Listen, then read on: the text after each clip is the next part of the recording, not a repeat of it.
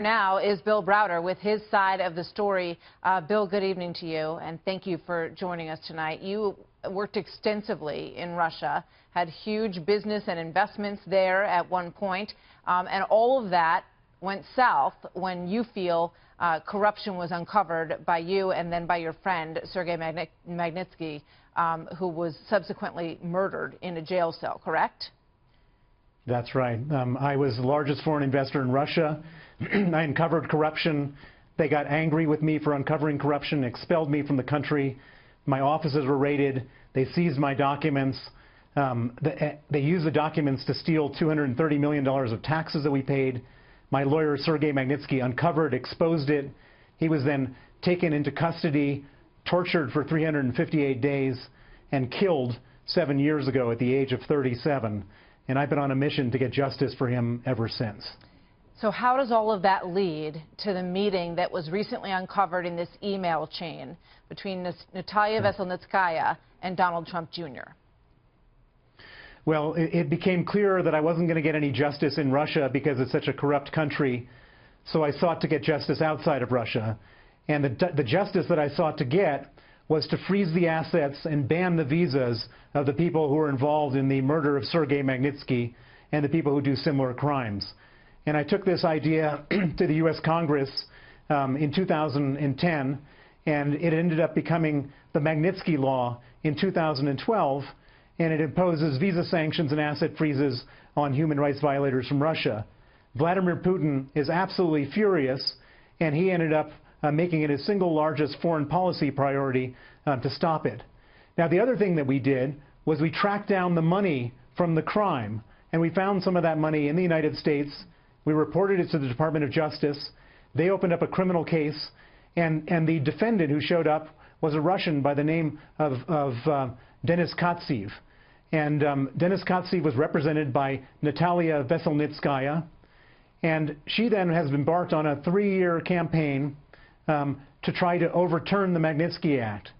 And it's been a well-financed campaign. They've hired the best lawyers, the best lobbyists, the best public relations professionals, and they've gone all over Capitol Hill, and they eventually found their way to the possible next president of the United States back in 2016 by meeting the son of Donald Trump. So when you heard about that meeting, let me just interject. When you heard about the meeting that took place, and he described it, you know, that she got there and, you know, she sort of was incoherent and it was, you know, sort of telling them all these stories, and they thought, you know, this is a complete waste of time. This is not what we're here for. They were told that there was, you know, some dirt on Hillary Clinton. They were curious to hear what it might be.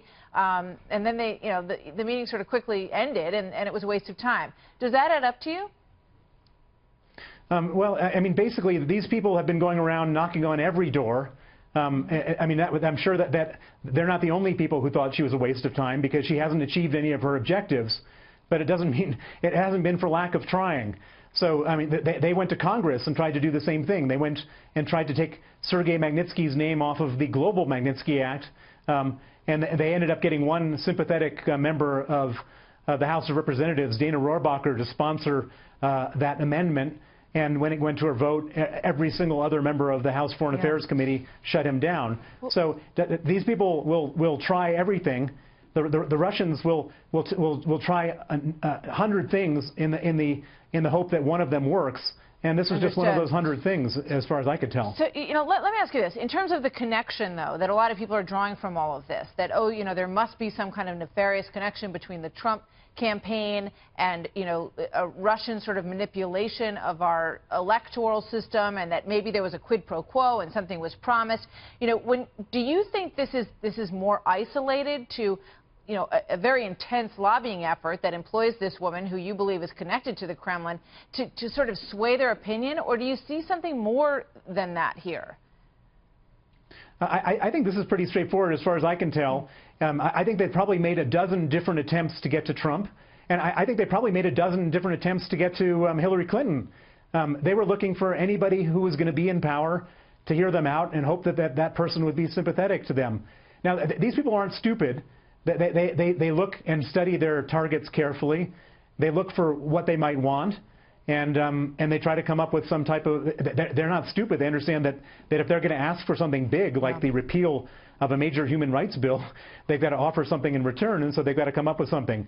Obviously, what they came up with didn't make a lot of sense, and it all fizzled out. But that's how these guys operate. They go to KGB school to learn this type of stuff.